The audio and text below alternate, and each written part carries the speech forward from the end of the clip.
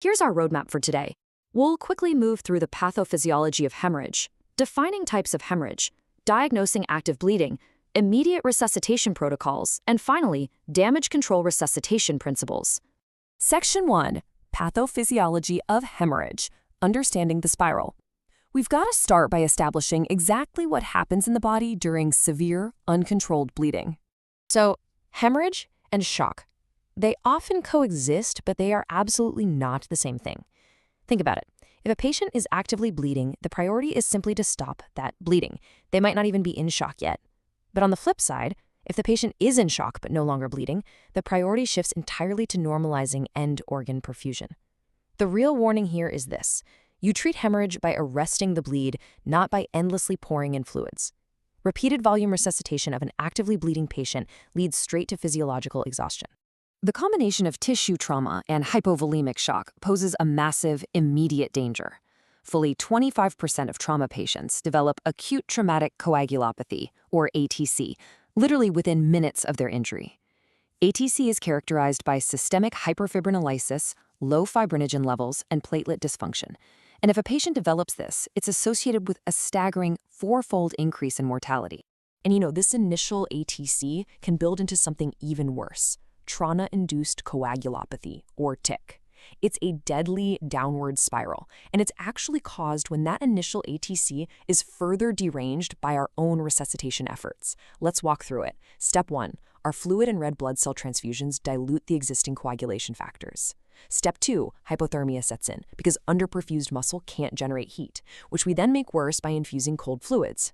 Step 3, severe acidosis and that hypothermia actively inhibit coagulation proteases. Ultimately, this leads right into Step 4, physiological exhaustion and death. Section 2, defining types of hemorrhage, anatomical and temporal classifications. Okay, to effectively break this spiral, we need to accurately classify the specific type of hemorrhage.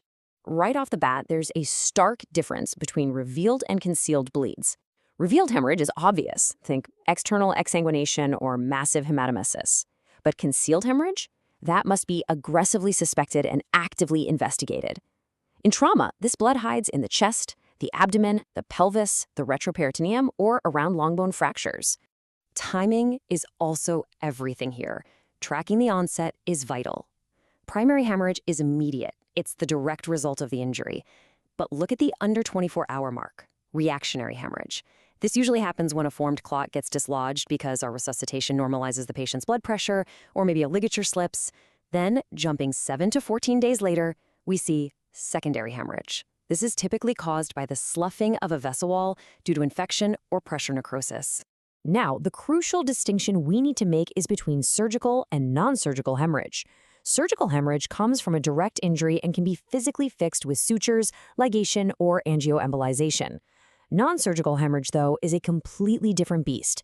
It's general bleeding from raw surfaces caused by coagulopathy. You literally cannot fix non-surgical bleeding with a scalpel. It requires packing the wound and aggressively correcting the underlying coagulation abnormalities. Section 3. Diagnosing active bleeding. Assessing the fluid response. Once we've classified it, we have to diagnose the severity. We do this by assessing the patient's response to fluid therapy. You're basically looking at 3 types of clinical responses to a bolus transfusion. A responder shows a good, sustained improvement in blood pressure. A transient responder shows an initial improvement, but then fails to hold it because their bleeding is actively outpacing the volume you're administering. And a non-responder, they show absolutely zero improvement to a bolus. Their hemorrhage rate is just vastly greater than your volume administration rate. Section 4. Immediate resuscitation protocols. The first actions. Diagnosis confirmed? Great. It's time to immediately trigger the institution's major hemorrhage protocol. But before we jump into the steps, memorize this foundational rule. Assume any shock is hypovolemic until proven otherwise, and assume hypovolemia is due to hemorrhage until excluded. This mindset is absolutely crucial. It ensures you're actively seeking the source of blood loss rather than dismissing early signs of shock. In the chaos of the trauma bay, following a strict sequence is critical. Step 1. Airway and breathing. Step 2. Establish large bore IV access. Step 3. Start transfusing emergency type O blood immediately. And notice step 4. Bedside ultrasound is distinctly favored over a CT scan for exsanguinating hemorrhage. Actually, moving a profoundly unstable patient to a CT scanner just wastes precious time they simply do not have. Section 5. Damage control resuscitation principles. This is the definitive solution phase to arrest the lethal spiral. Let's define this clearly. Damage control resuscitation, or DCR, is a hemostatic resuscitation paradigm. It prioritizes rapid hemorrhage control in actively bleeding patients because, well, logically, no aspect of shock can be corrected while the bleeding continues. DCR applies only while the patient is actively bleeding, and it's strictly designed to avoid making things like coagulopathy, hypothermia, and acidosis any worse.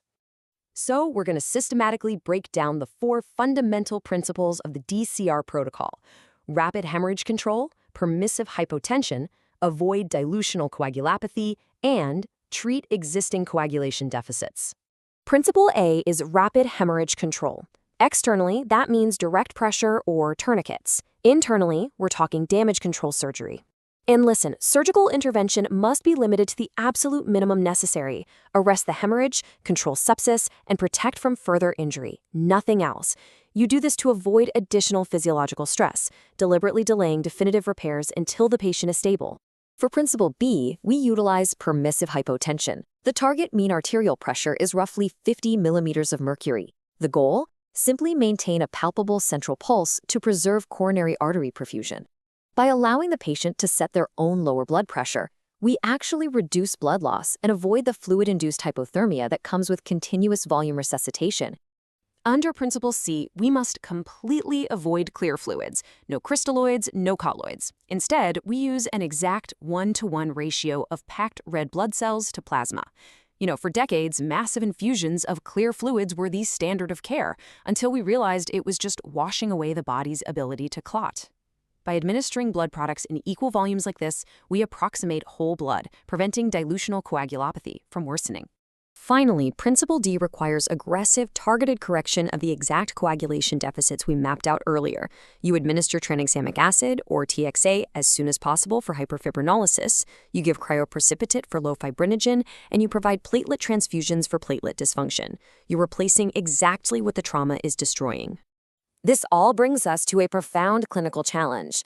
In the absolute chaos of the trauma bay, how will you balance the life-saving threshold of permissive hypotension with the critical need for end organ perfusion once the bleeding is finally controlled?